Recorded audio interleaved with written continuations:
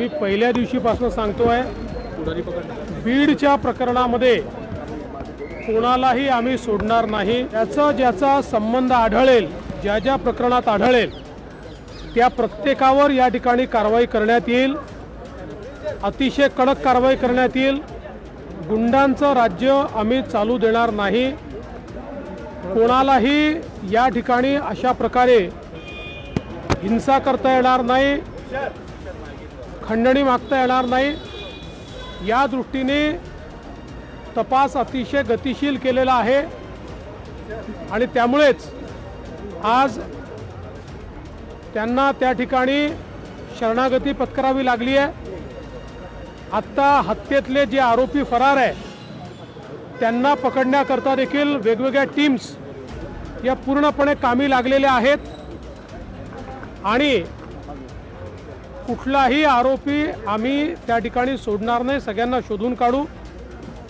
आज स्वर्गीय संतोष देशमुख यांच्या बंधूंची माझी फोनवर चर्चा झालेली आहे। त्यांनाही मी आश्वस्त केलेलं आहे की तुम्ही काळजी करू नका, काय वाटेल ते झालं तरी सगळे दोषी शोधून आणि जोपर्यंत ते फासावर लटकत नाही तोपर्यंतची सगळी कारवाई पोलीस करतील, हा विश्वास मी त्यांना दिला आहे। कोणता गुन्हा दाखल होईल, कसा होईल हे सगळं पोलीस सांगतील, हे पोलिसांचं काम आहे। जे पुरावे आहेत त्याच्या आधारावर कोणाला सोडणार नाही हे मी स्पष्टपणे सांगितलेलं आहे। त्यामुळे या संदर्भात वेळोवेळी पोलीस निर्णय करतील, पोलीस ब्रीफिंग करतील। जाणीवपूर्वक ही केस CIDला देण्यात आलेली आहे, त्यांना पूर्ण स्वायत्तता देण्यात आलेली आहे।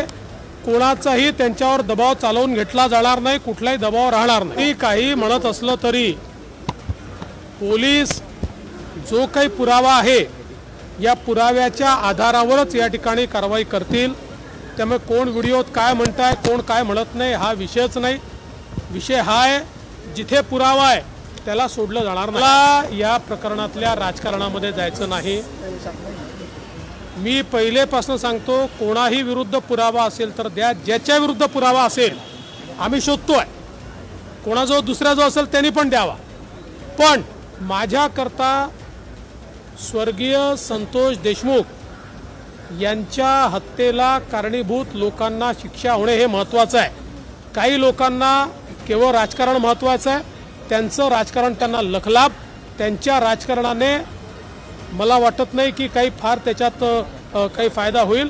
त्यामुळे मला कुठल्याही राजकीय वक्तव्यामध्ये जायचं नाही, त्याचं समर्थनही करायचं नाही, त्याचा विरोधही करायचा नाही। हे राजकारण त्यांनी त्यांच्या ठिकाणी करत राहावं। मात्र आमची भूमिका स्पष्ट आहे, स्वर्गीय संतोष देशमुख यांना न्याय मिळवून द्यायचा, तो आम्ही मिळवून देऊ। संतोष देशमुख हत्या प्रकरणात आज ज्यांच्यावर विरोधक आरोप करत होते त्या वाल्मिक कराड यांनी पुणे CID कार्यालयात शरण आले।